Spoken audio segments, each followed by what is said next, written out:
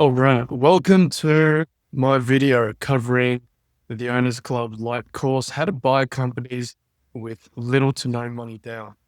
Now, this is just going to be a very simple walk over the entire guide. If you've read the guide already, in this video, I'm going to be sharing some extra bits, extra steps. I might even share some scripts if I feel like it. So you're going to get some extra benefit by watching this video.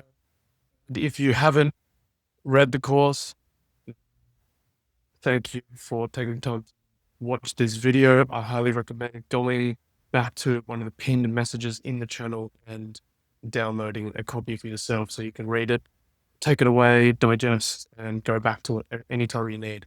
So this course, it's the light version of the full course that's available for the Owners Club members. I'm not going to spend too much time dabbling about it. I'm just going to be going through each and every slide, reading what's on there, and adding some extra if needed. So let's get into it, guys.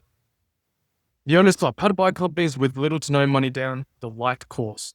At a certain stage, you realize working harder will never make you rich. At least not the kind of rich that lets you wine, dine, travel, and leisure without ever checking the price tag. So you begin looking. How are people really doing it? Not the loud, flashy gurus, the quiet millionaires and low-key billionaires. Those who are purchasing companies when others are still making boring, basic pitches. Turns out, these people, they're not building apps or launching side hustles. They're buying up businesses that have been printing money since you were still sucking on your mum's tit. Plumbing, allied health, logistics, only to name a few. Established, profitable, proven businesses, and there are millions of them looking to sell in 2025. The craziest part about this, smart entrepreneurs like myself are buying them with none of their own money. They are utilizing leverage, bank financing, seller financing, and clever structuring to gain control, cash flow, and equity. These entrepreneurs are buying up boring traditional businesses and getting extremely wealthy without spending their own time or money, without spending their own money or starting new business ideas. This light course provides you with the blueprint, the methodology behind no money down deals, and how roll-ups can be converted into $100 million plays, $100 million plus plays. It's a starting point, a mind opener. It's a call to think bigger.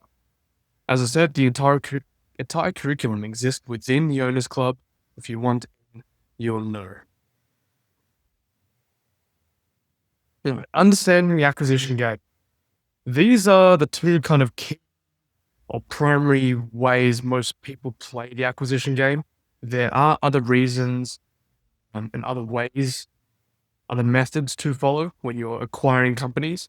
But for most people, these are going to be the most relevant. If you own a company, especially a larger company, there are 1,000 more reasons why you should be acquiring companies. But let's focus on roll-ups and flipping. So what is rolling? Rolling up, I would say, is the wealth building mechanism of the history, right? So what you do with a roll-up is you focus on dominating one or two industries by acquiring many businesses in the same vertical. So for example, healthcare. You roll up businesses only in healthcare. In my case, I'm doing healthcare. I'm focusing on clinical healthcare, so private practice healthcare, not hospitals, not home care, and not mobile care. Right? So these are different verticals within the same industry. So every industry will have a set of verticals that you can focus on.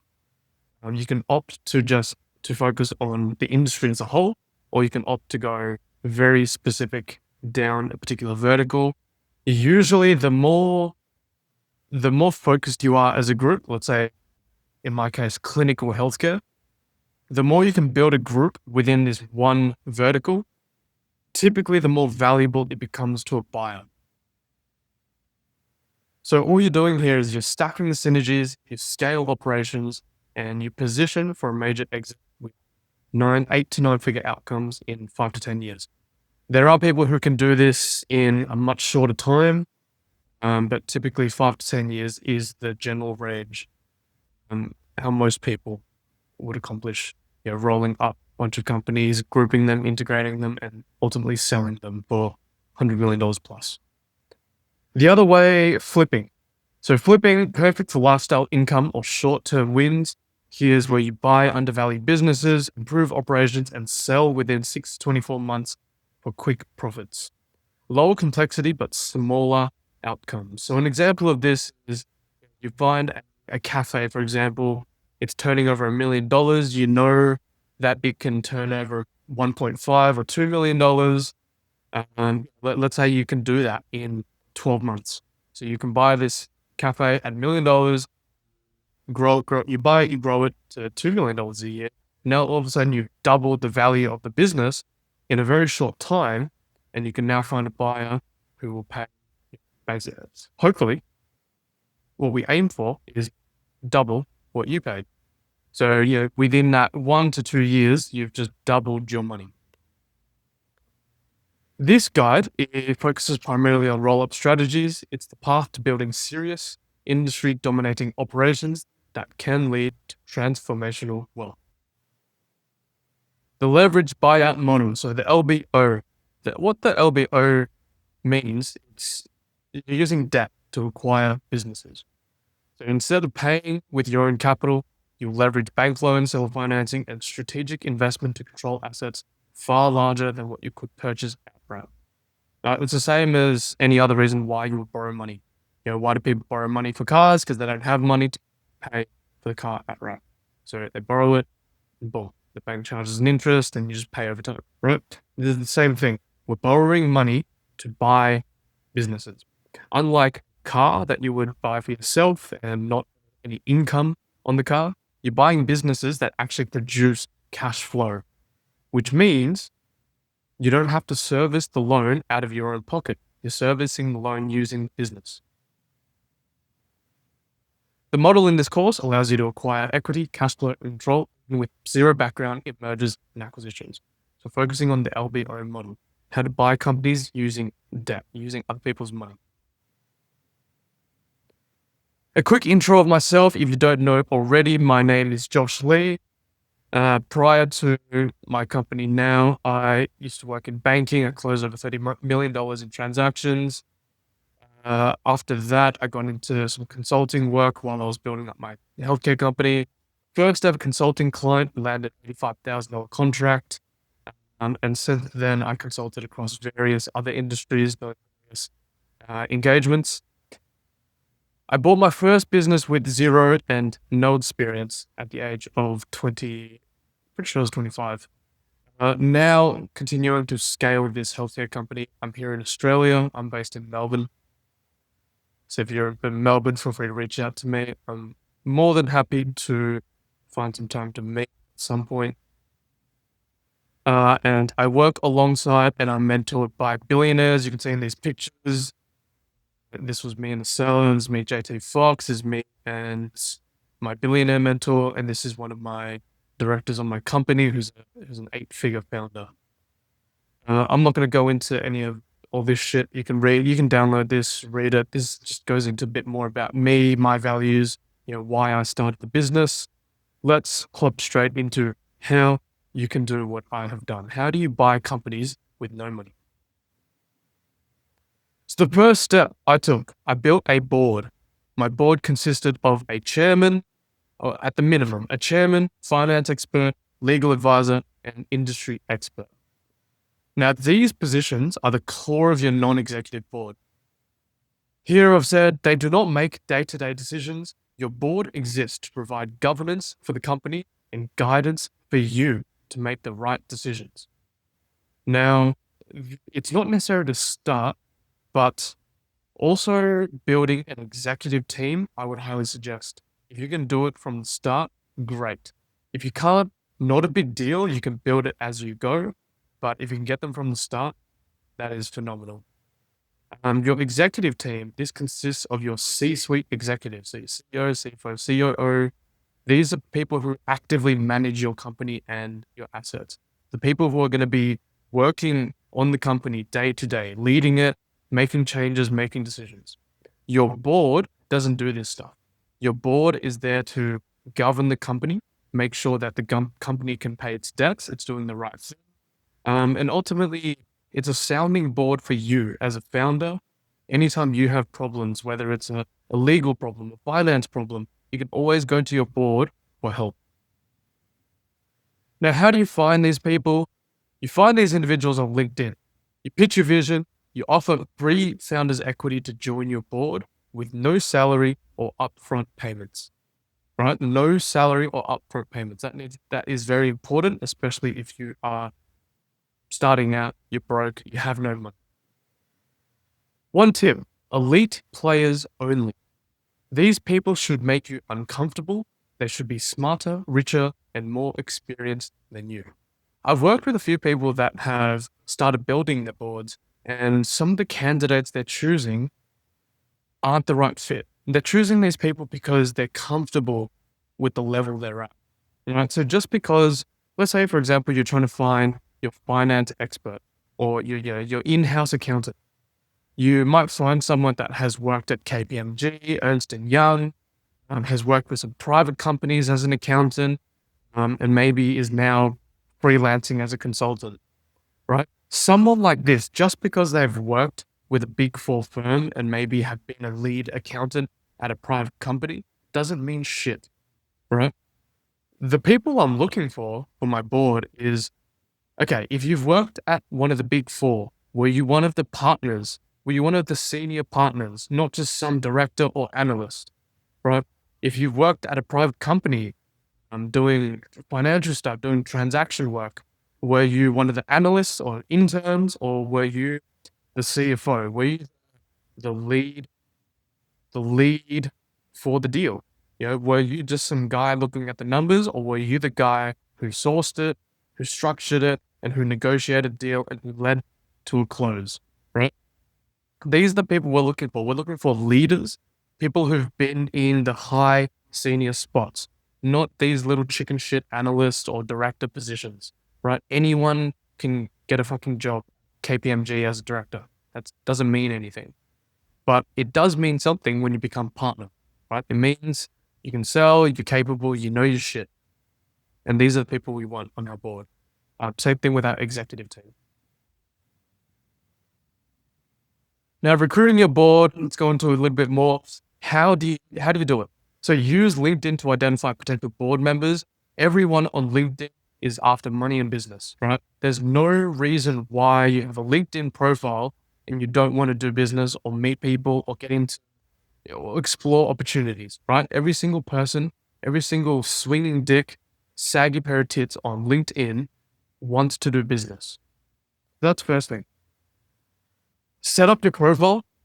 So your LinkedIn, you should have a professional profile picture, bio, and your experience should be listed nicely and hopefully relevant to what you're doing. What you're doing with LinkedIn is you're literally searching for CEOs, retired partners, the senior positions I'm talking about, right? You can literally punch in, CEO of healthcare, CEO construction, and you'll get fucking 20,000 pages of people. Now, what we're doing here is we're connecting with people. We're trying to request meetings. We're requesting meetings. We're interviewing them and we're closing them. So how do you reach out? After you send the connection request, they accept the first DM. I'm going to give you a script here. So you got pen and paper, you got notes, take notes. You say something like, hey, John, my name's Jim. I'm the founder of XYZ company. We're building a leading, whatever company, whatever industry you want to do. We're currently building a world-class board of directors. Given your background, I'd like to invite you to take a position. Are you interested? And that's it. As simple as that. Connect with thousands of people, send a DM to everyone that fits the bill in terms of your criteria for who should be a board candidate. Send that DM out to fucking everyone. So 1,000 DMs and 200 people will get back to you. The offer that you're giving them, it's free founders equity with no immediate financial burden. Right? The reason why free founders equity is so attractive is because, for one, if you're painting a credible picture and you're selling the dream, then they understand that, oh, I can get in on a company at a zero cost basis, right? There's no tax consequence. There's no fuck all. I just get shares in a company and I could possibly walk away from this with millions of dollars in 5, 10 years time. That's what they're thinking, right? These people that you reach out to, they should understand this model better than you do. Yeah. So the basis of your offer is free founders equity. Structure it as a true upside opportunity, not expense. So be clear about time commitments and expectations. They're going to ask, what's my time commitment? What do you need from me? In the full course, I give everything. I give the full checklist, the interview, all the scripts, and what you should say, what you shouldn't say to your board when you're building your board of directors. The little tip here, I've already mentioned it, sell the dream. Remember, these board members are your first major validation. Their willingness to attach their names to your venture will open doors with sellers, banks, and investors. So this is kind of how most people start a company is like they'll have an idea, they'll try to get money to fund, the creation of the product, the website, whatever, and they're trying to sell and they're trying to validate their idea by actually bringing it to market. What we're doing here is we're validating our idea through building our board, and we're basically touching on experts in the industry who should know more about the industry and the environment than we do, right? So when we're pitching our idea to these people, in my case, hey, I'm pitching out to people in the healthcare space to join my board for a healthcare roll-up. Everyone that I spoke to said, great idea, right? These are people who work directly in the industry. They're telling me, Josh, this is a great idea. I'd love to be a part of it. Or for the most part, hey, Josh, it's a great idea, but I'm sorry, I've already got commitments, blah, blah, blah. So your first validation, this is a way for you to test your idea without spending any money. This is also a philosophy and principle that we preach with the Owners Club. It's a personal philosophy of mine. In 2025, you can start a business without spending any of your own money. You just need to learn how to leverage other people. Last point here, do not incorporate your company yet. I'm not going to explain why, but do not incorporate your company yet. Interview these people, close them, get the handshakes, put them on an executive summary, but do not incorporate your company yet. This means forming if you're in the States, your LLC, if you're UK, Australia, your proprietary limited company.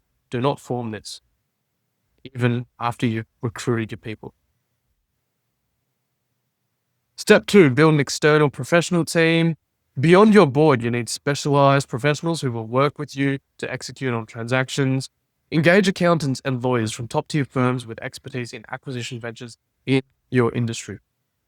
Search for the top 25 accounting and law firms in your city, then work from the bottom up. This last point is more for beginners, people who don't have money or aren't in business yet. Look for firms willing to offer rolled or delayed fee arrangements because they see long-term value in your business. So what a rolled or delayed fee arrangement basically means is you don't pay upfront, you pay later. So work now, pay later. If you already run a company, you already have money. Well, actually, no. If you have money, forget it. We'll still follow this model. But if you have an existing company, you're cash flowing, you're making money, then this is probably not going to apply to you. When you go to accountants and lawyers, especially the top tier ones, they're going to look at you and say, bro, you're making $10 million a year. We're not going to give you rolled delayed fees. So only for beginners. And this is how I started as well. This is how I engaged top tier lawyers and accountants without paying anything upfront. You secure them on a rolled or delayed fee arrangement. Finding the right professional partners. So research, present, interview, formalize. So research, arguably you don't even need to research, but there are certain firms in certain countries that are better to go with. So it depends on your industry and depends where you're at. Do a little bit of research, best accounting firm for vets, best accounting firm for construction. There's usually firms that specialize in those industries. But the thing beyond expertise is also credibility, right? You only want to work with top 25.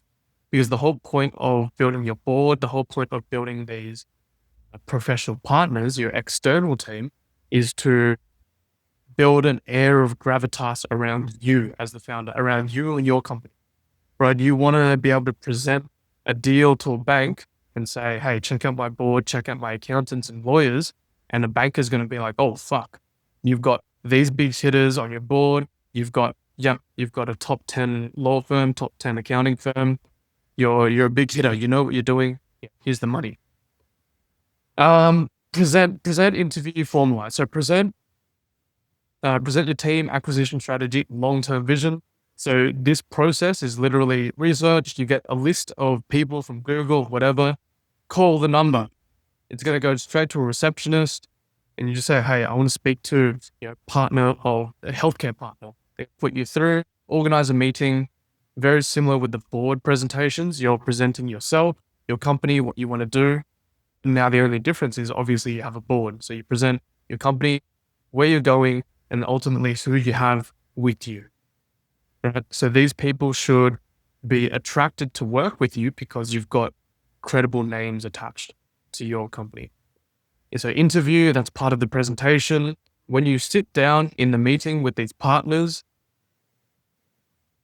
you're interviewing them, right? Don't make it as if they've got to pry information out of you and you're begging them to work with you, right? You're interviewing all the firms that you meet with. So I would suggest for each accounting and law, interview five firms, 5 different firms at least, to get a feel for it, to practice for one.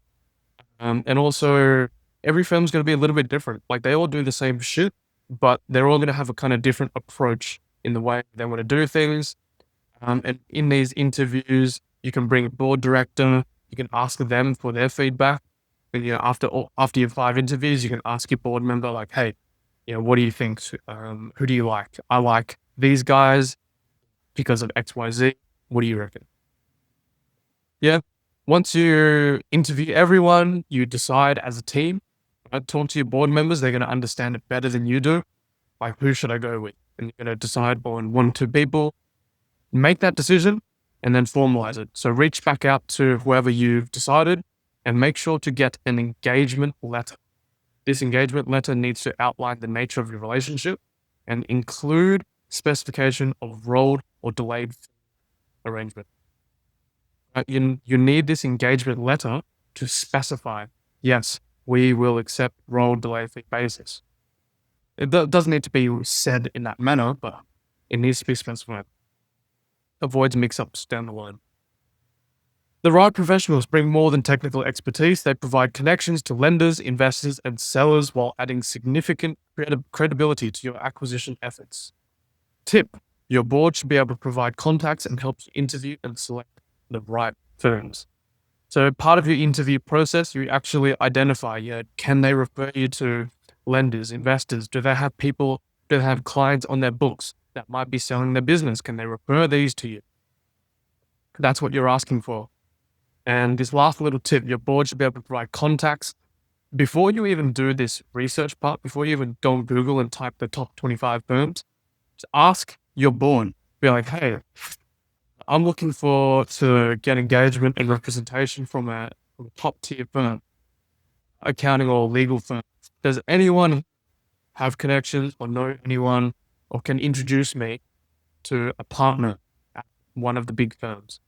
Right? If you've chosen the right people for your board, then chances are that every single one of them should have 1 or 2 contacts in the accounting and legal world, preferably at the top firms.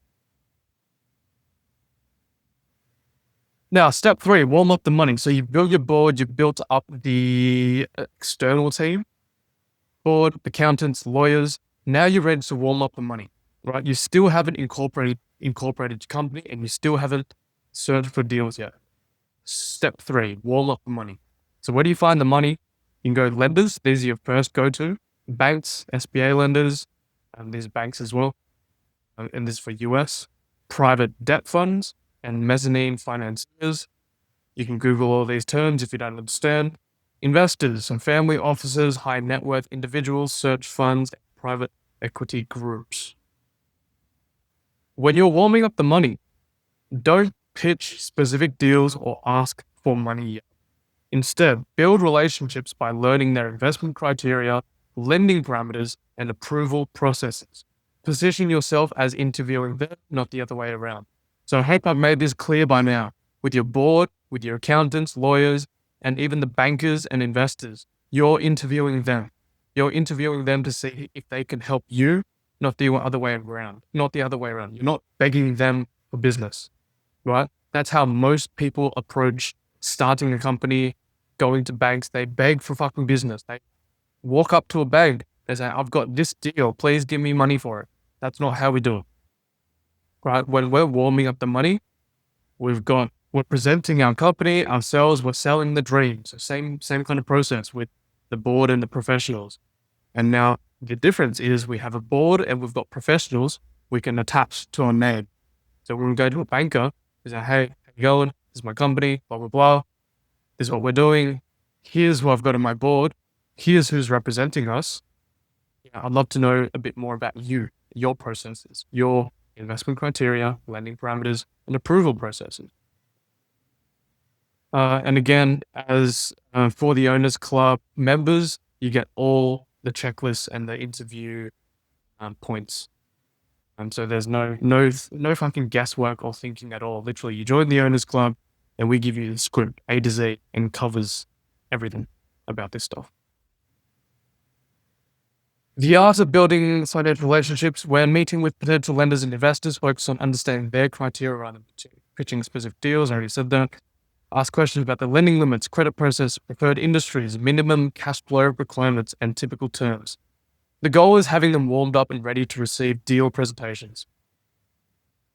You can find that as much as you find your board and professionals. This point here.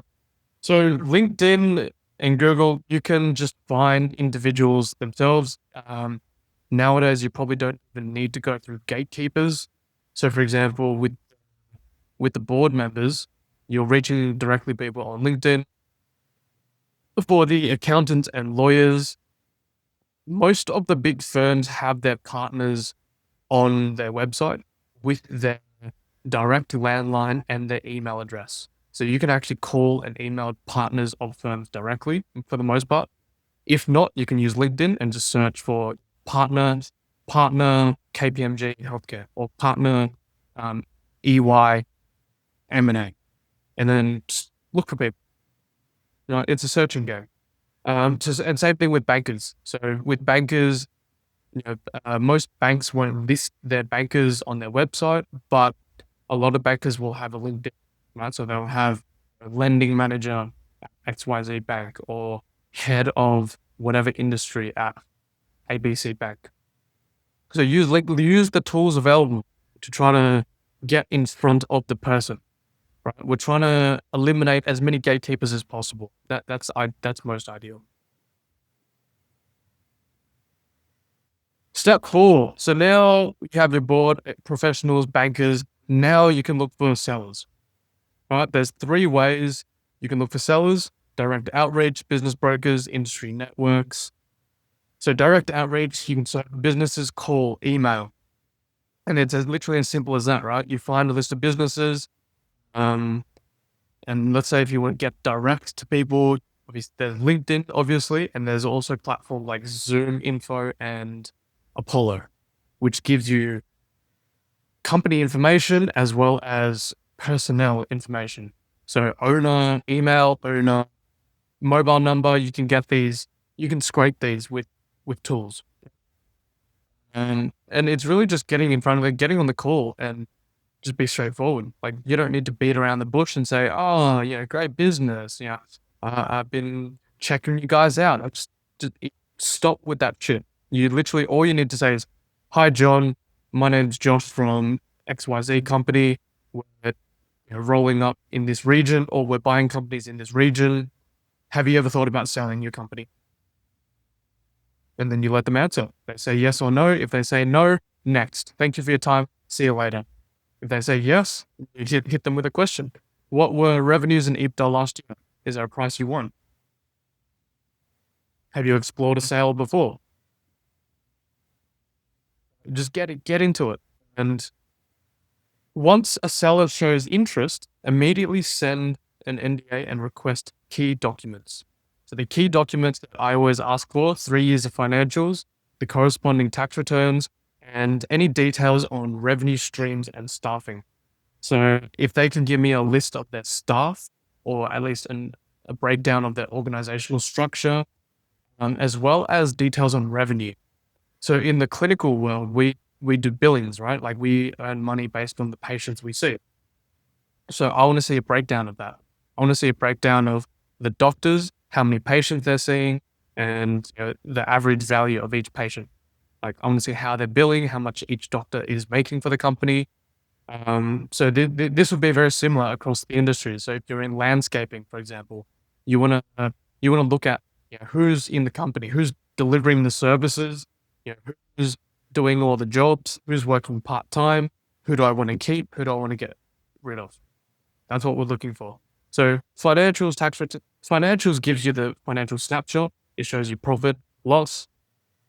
It shows you revenue, shows you profit. Tax returns basically verifies that. Very rarely do people lie to the taxman. So it's an easy way to verify, okay, this company is genuine. They're not lying on their books. And if owners give you the tax returns, chances are they're very interested in selling or doing something. They're serious. So it's a gauge of how serious are they.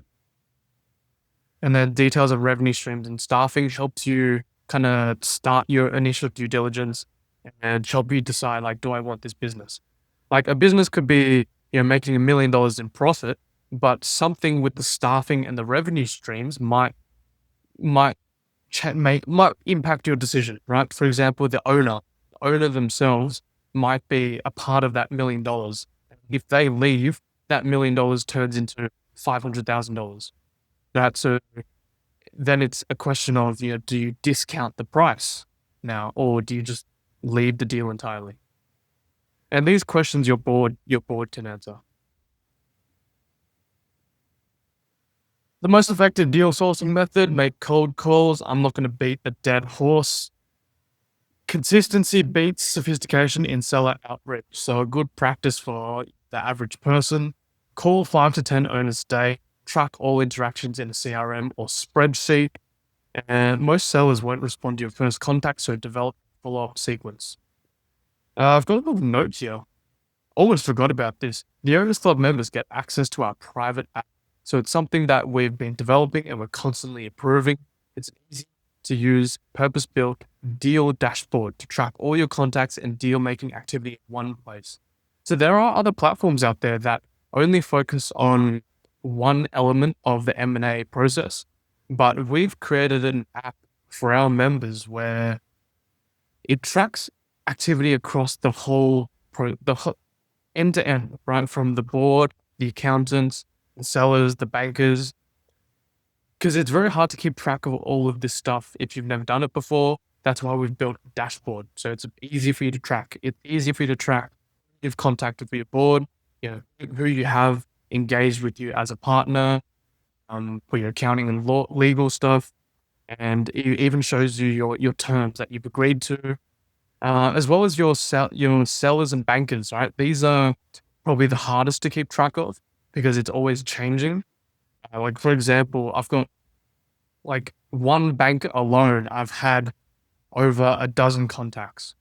Yeah. And having a dashboard like this, it's an easy way to just see, okay, Bank of America, for example, I've spoken to John, Jim, Sally, Jill, and you can put just exactly like a CRM to just track exactly what you're doing.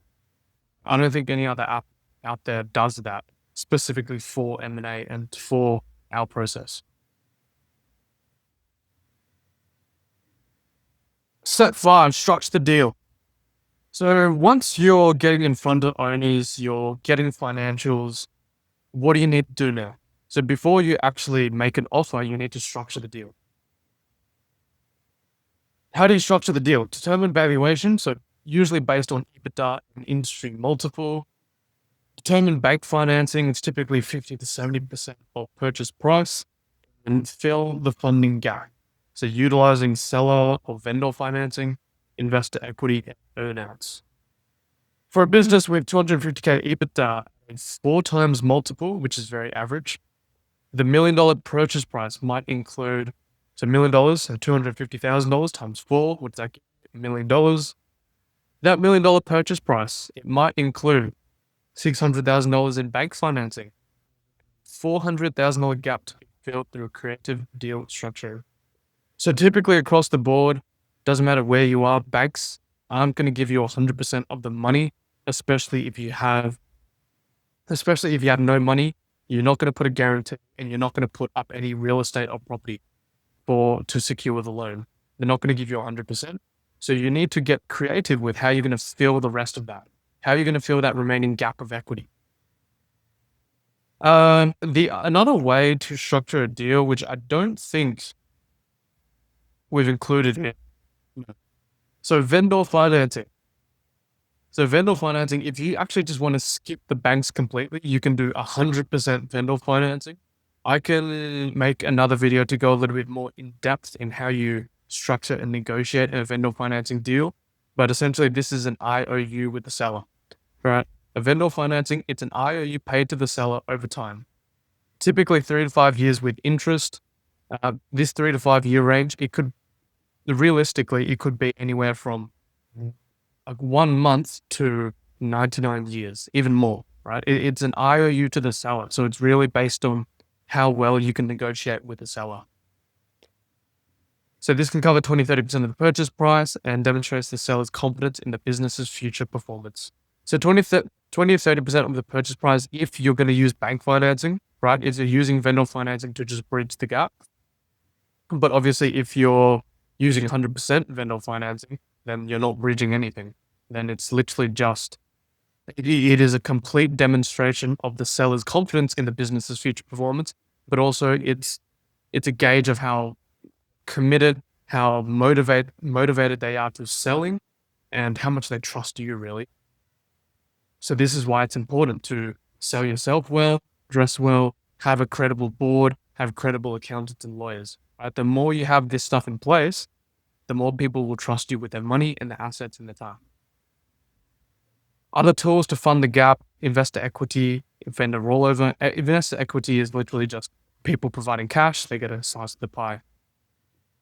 And vendor rollover is the seller retaining partial ownership and benefits from future growth. So for example, back with that 60-40, that $1 million. So $600, $600,000, the bank will give you. The $400,000, the seller can roll over their equity into your company, right? So you can set up a new company where you own 60%, they own 40%, and that can bridge the equity gap for the banks. This way, the sellers can still hold on to a piece of the business. And as you grow the company and as you consolidate and raise your company value, their equity is going to raise in value as well. So this is selling the dream again. So all of this is selling the dream. But these are the 3 tools for closing the funding gap if you're going to use bank financing. The key is to ensure free cash flow can comfortably cover debt repayments with a 1.5 or more or higher debt service coverage ratio. So the DSCR is just your free cash flow figure divided by your debt service payments. Annual cash flow, annual profit divided by your annual debt service payments. And the Owners Club members get access to our curated network of lenders to help fund their deals. So we have a network of lenders, mainly in US, but across the world, that are very keen on acquisition financing.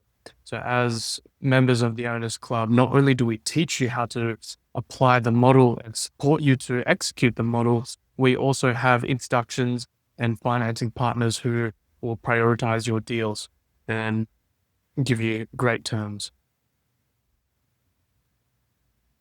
Okay, moving on, non-binding offer.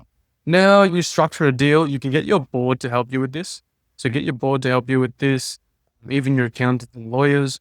But once you structure the deal, the next thing you want to do is submit a non-binding offer. The non-binding offer, I opt for an NBIO. So that was on the advice of my board. And the NBIO stands for non-binding indicative offer. Or what's more common is a letter of intent. This piece of paper is your formal offer. It establishes key terms while allowing both parties to walk away if needed. It includes purchase price, payment structure, contingencies, exclusivity period, and major conditions. I personally believe more detail upfront means fewer surprises later, which means the deal is less likely to crash the longer you go.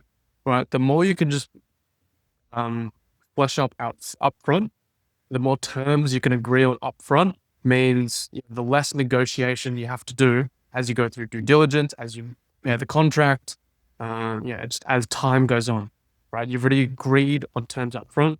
There's no room for bullshit.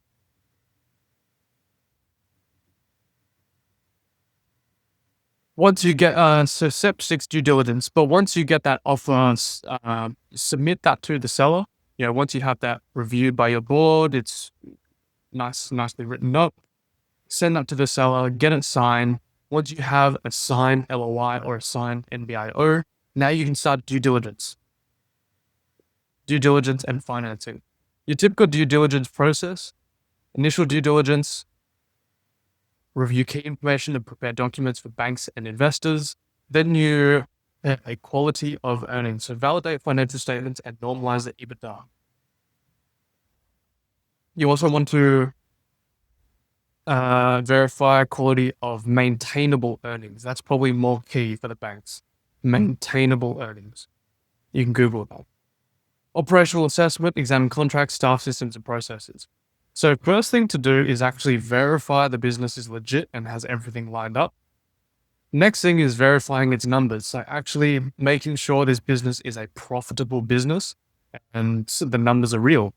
Once you actually verify, yes, this is a real business, it's making money, now you can afford to spend the time to look at the operational side of things, the staffing, right? Interviewing people, interviewing the managers, key staff people. And then after you do that, after you look at numbers, after you review the operations of the business, now you evaluate the risk. Like, what are the things you need to look out for? What are things you need to change? This is the point where you can knock the price down of your business, right? Due diligence is where you look for both booby traps and validate the deal. This is also your opportunity to knock the price down. You will do this with your board and your accounting firm if required, usually for deals 5 mil plus. So your board should be able to help you with complete due diligence for deals smaller than 5 mil, maybe smaller than 3 mil. These businesses are very easy to analyze. Right? There's not a lot to look at. And $1 million business versus a $50 million business, you look at the same things, but under each area, there's less to look at with a smaller business, which makes it easier to look at and faster. Conducting effective due diligence, financial investigation, operational review, legal compliance. I'm actually not going to go into this too much because your board should be able to help you out, more than I can with this. Like your profession, your board, your accountants, your lawyers, they do all this stuff. They help you with all this stuff. That's the whole point of them. And obviously, as for the Owners Club members, we provide deal reviews for each other. The key thing with due diligence is when you're going through it, prepare an initial report for banks if you're raising money for finances, investors, and also a final report. So whether you go with an accounting firm or not, the accounting firm will give you a report regardless if you want it or not. But if you're going to do due diligence with your board and not engage your accountants, then I would still suggest compile a comprehensive report of all your findings so you can actually hold on to this. And your board is probably going to ask you to do the same. This is a compliance measure and it's good practice. It's good practice to do. Step 7, closing the deal. So once due diligence is complete and financing is approved, you remember during due diligence, you're presenting your findings to the banks as well. You're getting approvals. You're getting offers from banks. Lawyers will prepare the contract of sale, negotiate final terms while keeping the process moving forward. Ensure you've arranged business insurance, bank account licenses, and operational handover before day one. When both sides sign and funds are transferred, congratulations, you now own the business. Tip: use your executive team and/or accountants to lead bank presentations and secure financing. Use your board and lawyers to navigate legal discussions, but be the one to push for or make decisions quickly. So this point here is very important. Use your board and lawyers to navigate legal discussions, but you be the one to push for decisions quickly. My deal with my first deal, everything was actually done in a pretty quick manner. There was obviously a lot of back and forth with information and documentation, but what really held us up was the legal negotiation, the contractual negotiations. Once we got our lawyers to prepare the contract, it got sent over to the seller sends it over to his lawyer, and now the two lawyers on both parties are engaged together, and now they're trying to negotiate. Lawyers, they're always going to fucking argue about points, right? It's part of their practice. It's how they make their money. The important thing is to drive it, right? I had to be the one to push for the deal to get closed. I had to say to the owner, to the seller, you need to tell your lawyer to shut the fuck up, right? You have to be the one to push, because everyone else is going to waste time. Your board is going to want to waste time because they want to do more due diligence, for example. They're going to want to find more about the business. Your accountants, at this stage, they're done. They've done the due diligence, assuming you've engaged them to do it. And your lawyers will want to waste as much time as possible to generate more fees on both sides, right? The seller's lawyer is going to want to take longer, so to bill more. Your lawyers are going to want to take longer, so they can bill more. And they're gonna, if you give them the choice to argue about a legal point, who's right and who's wrong, they can do that for eternity, right? So you, as the founder, as the lead of this deal, you need to say to everyone, guys, we've already agreed to X, Y, Z. The only problem is this small point. Can we fucking just agree to it and move on? You need to be the one to drive it. There's a saying in M&A, lawyers kill more deals than anything else. And it is very true, right? This is why I say also with your offer, your NBIO or your LOI, try to raise as many conditions or terms up front. So then when you get to the contract, you're not spending 6 months just negotiating on points because you've already done that at the start. And when you do it at the start on the non-binding basis, in a seller's mind, they're not thinking that, oh, this is a non-binding document. They're just thinking, oh, I've already negotiated with this guy, with Josh, and we've already agreed to this point. So I'm going to honor my word. Like most professionals and most people in business will honor their word. Obviously, you have to do your research, watch out, protect your neck, and there are going to be snakes out there. But yeah, long story short, be the one to push for the decisions because everyone's going to want to waste time. Post-acquisition, now the real work begins. Finding the deals and closing them is actually not that difficult. You just need to know what to say and be able to time things well. The real work actually starts when you own the business and you need to fucking run it. You need to operate it. You're the head decision maker, right? It doesn't matter if there's a CEO and a manager in the business to manage it. What if they leave, right? What if the CEO and the manager leaves? You're the one that owns the company. You need to be the one that's responsible. So this is where the real work begins.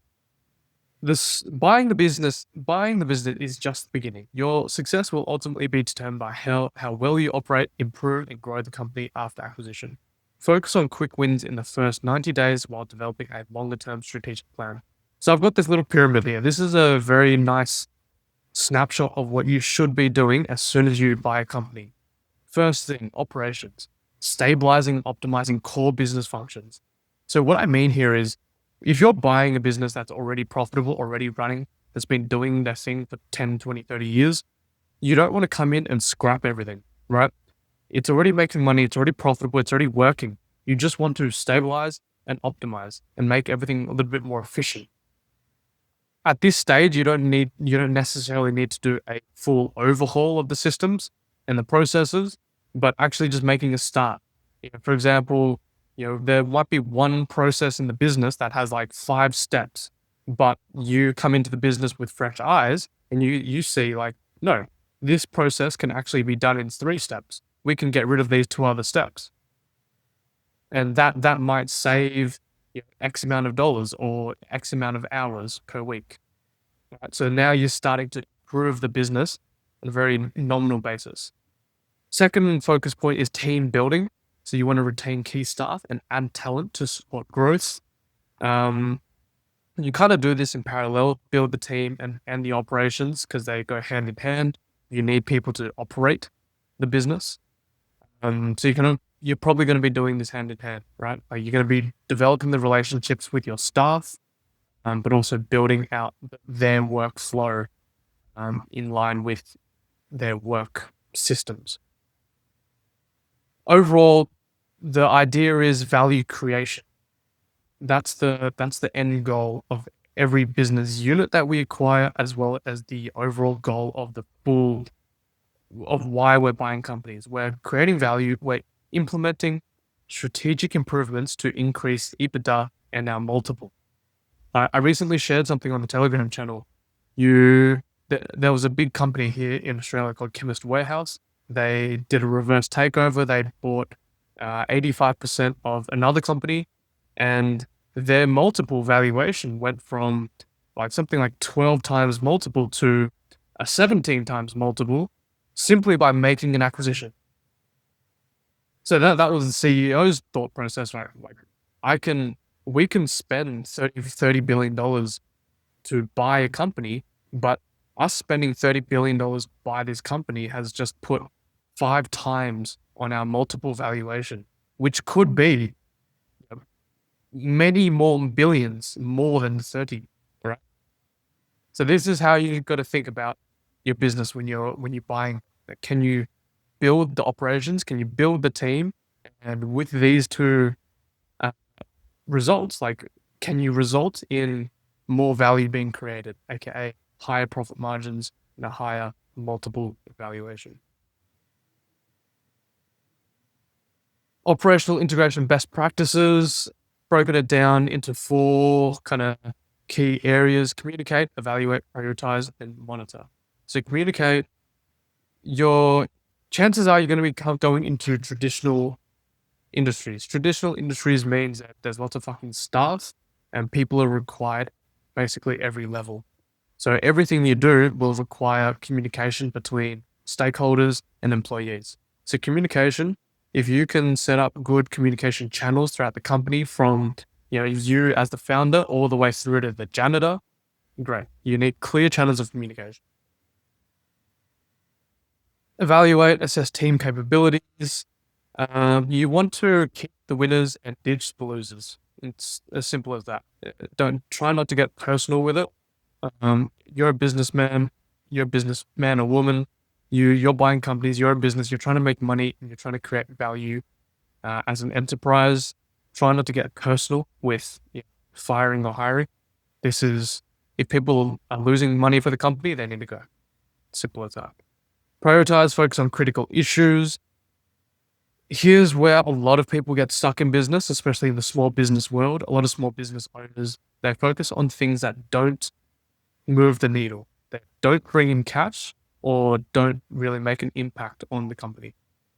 They do things because someone on Facebook or Instagram told them to, or some guru suggested that they need to do XYZ to, be relevant in 2025. And they fall into this trap of like doing useless things, things that aren't directly correlated to money generating activity.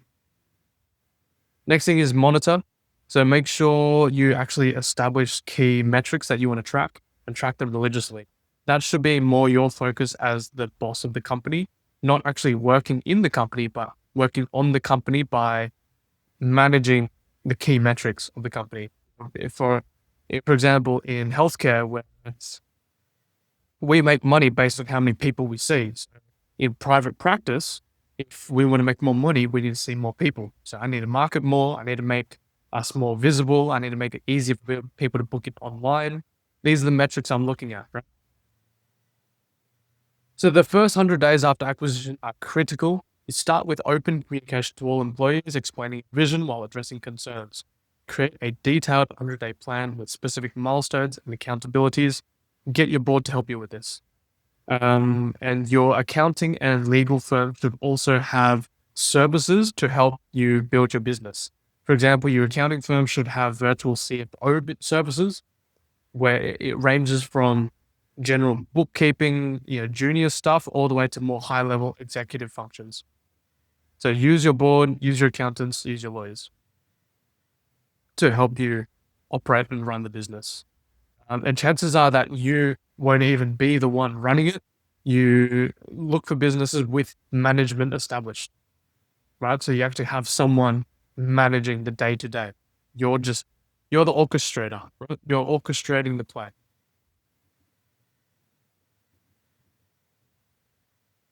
I'm not going to talk about this. Asset management.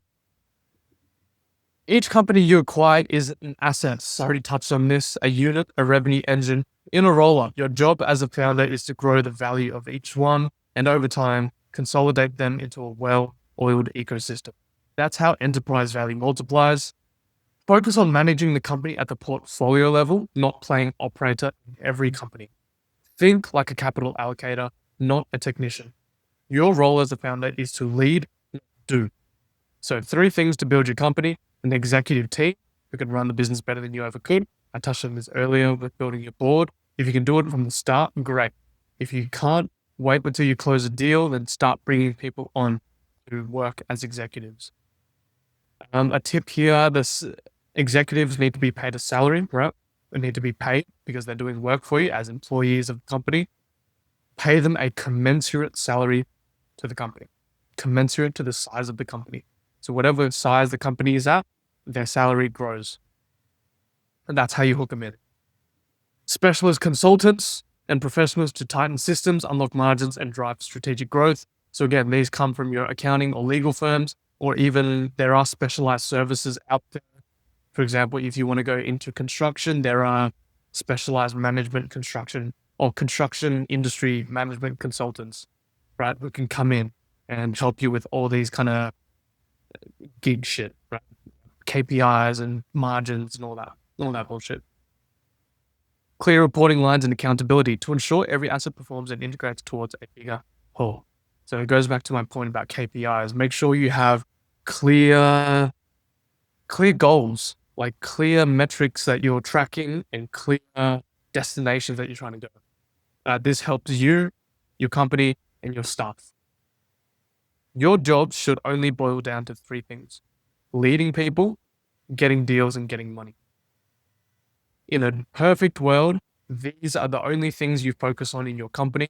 Now I say perfect world because shit happens and sometimes you'll get dragged into company affairs, but these are the 3 main functions of you as the founder. Leading people, you're the orchestrator, orchestrate the play, get deals, right? You're trying to find deals. You're finding deals to close, and get money. You got to get money to close the deals and grow the company. That's the only things you should focus on. Exit positioning strategy. Okay, we're nearing the end of it, almost wrapping up. Exit positioning. So define your exit goals, determine your timeline, valuation targets, and preferred exit type. So timeline, I mentioned 5 to 10 years. Can you do it in less? Do you want to take longer? Do you want to build a bigger company? Valuation targets, right? What multiples are you looking at when you buy, and what multiples are you looking at when you exit? So if you want to do it quickly, you could be buying at 3 to 5 times and you sell 8 to 10 times for a quick flip within that 3 to 5 year range. That's not a lot of time to build a big group. So the multiple arbitrage isn't quite there. But maybe you spend a little bit more time your timeline, maybe you give yourself 10 to 15 years in valuation targets. So you're buying companies at 3 to 5 times, and maybe you talk to some private equity guys and say, hey, maybe in 10 years time, if I've got XYZ done, what are the valuation targets that we can see? Or what are the valuation multiples that we can see? And preferred exit type. What I mean by this is whether you want to go IPO or whether you want to go industry sale. Whether you want to list on a public exchange or whether you want to sell to a strategic investor or buyer. Build value drivers. So once you identify where you're going, where you're heading, it doesn't need to be concrete. This might change over time. You can get your board input, but once you clarify where you're going, build value drivers. So focus on growth, profitability, scalability, and defensibility. Focus on things that actually move the needle. So if you look at this on a micro and macro level, each business unit, how much revenue, what's the profit margin, what are the costs we can cut, how do we drive revenue? And if you do this across every unit, then you ultimately grow your enterprise value. A part of the value driver for most people is integration. Like if you're rolling up a company, the big value behind it is the integrated backend, right? Everything in the backend is integrated. It's pretty seamless across site to site, right? They're using the same like platforms and tools and systems. You can put one staff member at one site to another site and there's no big impact in the way they do things. That is one big value driver, integration.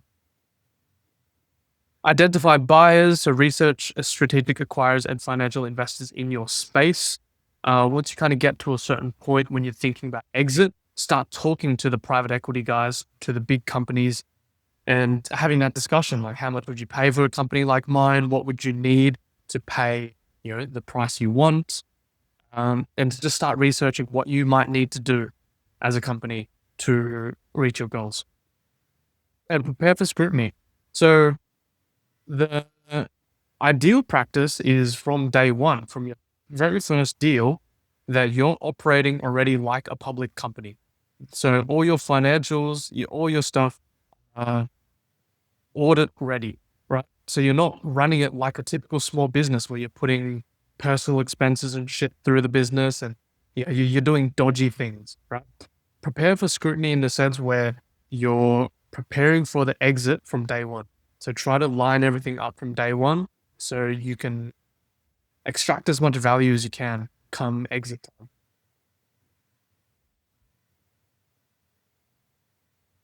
Finding a target industry. Okay, so how do you actually find your industry? You want to get into all this?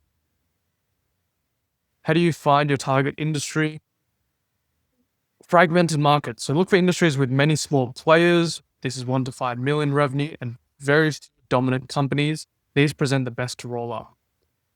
For example, in healthcare in Australia, we have over 25,000 clinics, individual clinics in Australia. 25,000. Now, in my mind, all I need is 100 to 200 to make 100, $500 million, right? So to me, healthcare is a very fragmented market across most developed countries. So very hot. Healthcare is very hot. And there's lots of verticals to go down as well. So these companies that are long-standing, but what does fragmented mean? Fragmented means lots of individual businesses, lots of individual owners, rather than something like a Walmart. The supermarket industry has been like consolidated, right? Monopolized. So supermarkets are not fragmented markets, whereas clinics are fragmented markets, or landscaping services, they're fragmented markets. Recession-resistant sectors, technological transition. I'm not going to harp too much about these points. You can go into ChatGPT and literally just plug this slide in and give me a list of 10 industries that I can go into that fit the bill. I don't nerd out on this kind of stuff, the industry trends and all that shit. I don't worry about it. I like to live by saying, don't confuse me with the fucking facts. So If you're struggling to find a target industry, if you're genuinely brain dead, you don't know how to just pick an industry and say, yep, I'll do this industry. Because it's all the fucking same. Just plug it into ChatGPT. Get this slide and plug it into ChatGPT and give me a list of 10 industries that fit this criteria that I should roll on. Common acquisition mistakes to avoid. You can go through these yourself. Financing, structure comparison. Again, go through this shit yourself. If you don't understand these things, ChatGPT, Google. The whole point of this is to just give you a snapshot of the different financing tools you can use.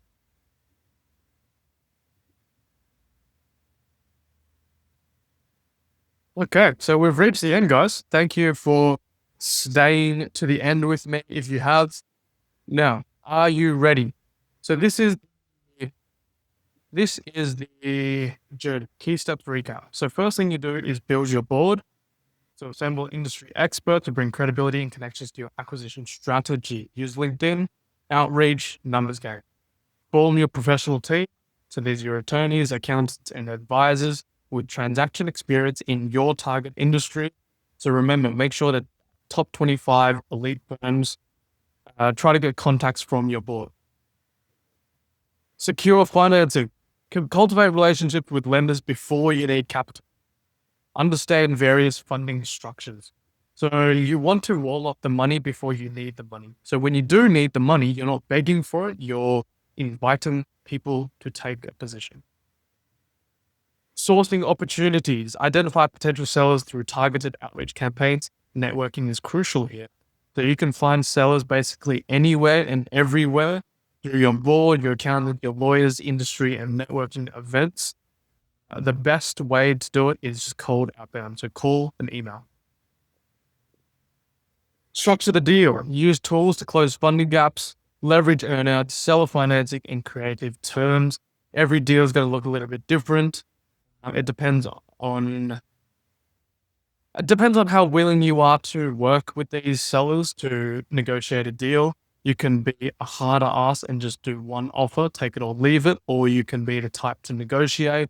I would suggest being more on the hard ass side, because it's just easier and you just stop wasting time. You present offers that you're willing to move on. So for example, after you interview your banks, and you understand the general lending parameters, you structure deals according to those lending parameters, and you make offers. You make offers based on what's available to you.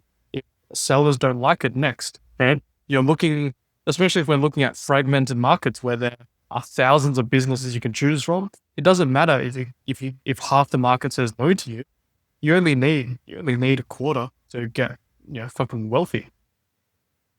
So next step, conduct due diligence. Thoroughly investigate all aspects of the business to avoid costly surprises. This is incredibly important, and if you've picked the right board and the right professionals, this should not be a problem at all. This is also how you start learning about the business. So when you start looking at deals and you go through due diligence, that's how you personally learn about business. Close and integrate. After due diligence, execute the transaction and carefully manage the post-acquisition transition period. I would always highly recommend your first 3 to 6 months after buying the business. If you've never been in business, right? If you're a complete beginner, is to actually live and breathe that business for 3 to 6 months. As the founder, you should be the leader. You step into the trenches and learn the business from the ground up, because that way, that puts you in a better position to lead your team. They see that you're actually a part of this and you're involved, and you're not just some guy that's trying to get rich. You're genuinely interested. You're genuinely interested in building something worthwhile. So that's my suggestion. The first 90 to 180 days, live and breathe the business. Be actively involved. So, fastest path to the next deal. I'm not going to spend too much time on this. This is a little pitch to join my private network, the Owners Club. So, the Owners Club, it's expert guidance, comprehensive resources, supportive community. You literally get everything from A to Z to help you close deals. It doesn't matter whether you're beginner, no money, no experience, or you already have a profitable cash flowing company, we'll teach you how to close deals and build millions and millions of dollars in wealth, and even billions of dollars for some of you. If you guys want to join, I'm not going to go through all this shit. If you guys do want to join, to become a members of the Owners Club, all you need to do is apply and pay. We have limited intake spots every month. We're not going to accept everyone. So you do need to complete an application form and pay before we screen you for your membership. If we don't accept you, you do get your money back, and there's no cost to you, so you don't need to worry about that. But if you do want to join, this is literally the best offer that I've seen for M&A on the internet. I don't think anyone else is offering to give you all the resources and guidance to help you close deals, but also connect you with lenders, connect you with investors, and connect you with a network of other M&A focused entrepreneurs, right? Who are doing the exact same thing that you would be doing across different industries, across different countries. So right now we have over 20 members now. We're already global. We've got members across the world. We're already across many different industries. And I've already been able to learn so much that I've been able to apply in my business now. And I've been seeing really great results. And using some of the learnings that I've gotten from some of our new members, I'm about to make a few $1 million off a recent off a deal that I'm working on. Sorry, I'm mixing up my words now, thinking about too much, and I've spoken too much shit. So let me wrap it up. If you want to join the Owners Club, you want end-to-end help, support, and basically everything you need to close deals and make your first $1 million, $10 million, $50 million, then join the Owners Club. This is the place to be. We've got multi-millionaires all across the world ready to help you. If you want to join, you can DM. Did I put a little tag here? No, I didn't. Yes, I did. You can DM at BenDick1, or you can DM me at TheJoshLi. That's TheJoshLi on Telegram. DM one of us, say you want to join, and we'll get the ball rolling. And I look forward to having you with us. So whether you're following the model, you want to go do this by yourself, it's going to take you fucking ages to learn all the intricacies. I know for a fact that if you join the Owners Club today, in the next 30 days, you're going to have all the clarity and insights you need to follow the model exactly. And you're going to have access to a network of people like me, other multimillionaires, completing deals all around the world to help support you and make sure you're doing the right thing. That is your fastest path to a deal closed. Is join the Owners Club. No bullshit. Fastest path to a deal closed. Do you want to join? DM BenDick1 or DM me at TheJoshLi. That's TheJoshLi spelled L-I. TheJoshLi. DM us and we'll get the ball rolling. So, hope you learned a lot in this video. I hope you got some extra gems if you've already read the course before. Guys, DM me if you close deals as well. If you close a fucking multi-million-dollar deal without my help, I want to know. I want to know, and I want to give you a shout out. I want to let all these other broke motherfuckers in this channel know that you did it. You did it without any of my help. But obviously, if you want my help, I know I can get you there too. Anyway, thank you for watching the video. Hope you learned a lot. Hope you got lots of value. See you on the next one.